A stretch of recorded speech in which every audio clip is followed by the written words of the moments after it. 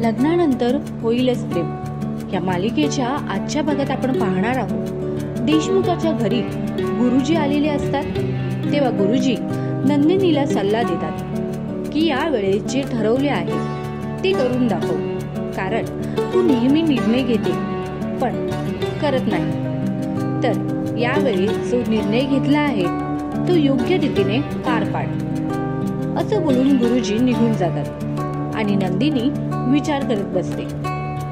दुसरीकडे पार्थ काव्याला पुस्तक देण्यासाठी जात असतो तेव्हा जीवा त्याला भेटतो आणि विचारतो की तू पुस्तक देण्यासाठी जात आहेस का? पार्थ हो बोलतो। तेव्हा जीवा बोलतो मी जातो पुस्तक द्यायला, आणि जीवा त्या पुस्तकात पत्र टाकतो। ते पत्र टाकत असताना अचानक समोरून नंदिनी येते आणि ती विचार करते मी जीवाला डिवोर्स बद्दल बोलू की नको।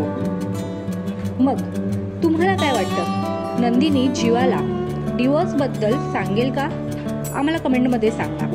तसेच लग्नानंतर होईलच प्रेम ही मालिका तुम्हाला आवडते का? या मालिकेतील पार्थ काव्या की नंदिनी जीवा कोणती जोडी तुम्हाला जास्त आवडते? आम्हाला कमेंट मध्ये सांगा।